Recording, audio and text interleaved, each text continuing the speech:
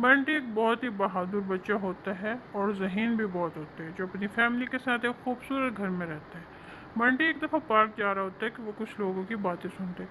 अरे यार, ये जो पुरानी हवेली है ना, मैंने तो सुना है कि जो कोई भी यहाँ गया है कभी वापस लौट कर जिंदा नहीं आया।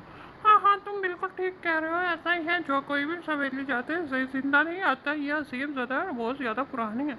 बंटी उनकी बातें सुन लेता है क्योंकि बंटी को बहुत ज़्यादा तजस्सुस होता है कि मैं भी ये हवेली देखूं।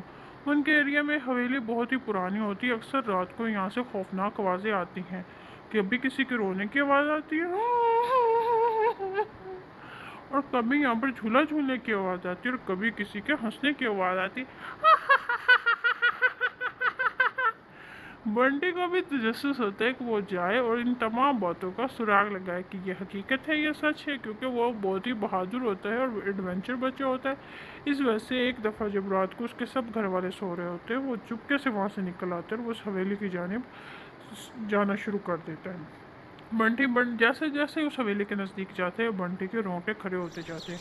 और जब वो उसके दरवाजे से अंदर इंटर होते हैं तो अंदर का मंजर तो बहुत ही खौफनाक होता है। बंटी तमाम हवेली के तमाम कमरों में घूमता है। एक कमरा बहुत ही खौफनाक होता है, वहाँ पर एक लड़की की पेंटिंग लगी होती है। बंटी उसके पास जाता है तो देखता है कि लड़की की पेंटिंग से आवाज़ें आना शुरू हो जाती है और वो खौफनाक चुड़ैल में तब्दील हो जाती है। और उस कमरे में बहुत से साए इधर उधर फिर रहे होते हैं। अरे बच्चे, और तुम यहाँ से जिंदा बच कर गए तो बहुत है। मैं तुम्हें जिंदा नहीं छोड़ूंगी, कहाँ जाऊंगी। तुम्हें पता है, तुम ही जैसे किसी शरारती बच्चे ने मुझे हवेली में बंद कर दिया था। और इसी तरह से वो लड़की जैसे ही बंटी की तरफ हाथ बढ़ाती है तो बंटी वहाँ से भाग जाता है। बंटी जब दरवाजे पर पहुँचता है तो वही लड़की तस्वीर वाली जिंदा होकर बंटी के सामने आ जाती है। मेरे तुम्हें जाने दूंगी तो बात है ना बच्चे।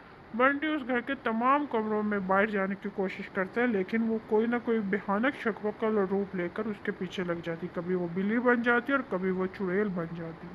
हा हा हा हा। अरे बच्चे, कहाँ जाते हो? तुम्ही जैसे बच्चों ने मुझे इस हवेली में बंद किया था और मैं तुम घुटने की वजह से मर गई थी। शरारती बच्चे, मैं किसी भी आदमी को नहीं जिंदा छोड़ूंगी। जो कोई भी इस हवेली आएगा वो वापस हटकर नहीं जाएगा। हा हा हा। आखिरकार बंटी बहुत कोशिश करते, उसे एक दरवाज़ा खुला नजर आता है, वो चुपके से वहाँ से भाग जाते हैं। सुनो, अरे सुनो बच्चे, रुको, मैं तुम्हें खा जाऊंगी, कहाँ जाते हो, रुको। लेकिन बंटी पीछे हटकर बिल्कुल भी नहीं देखता।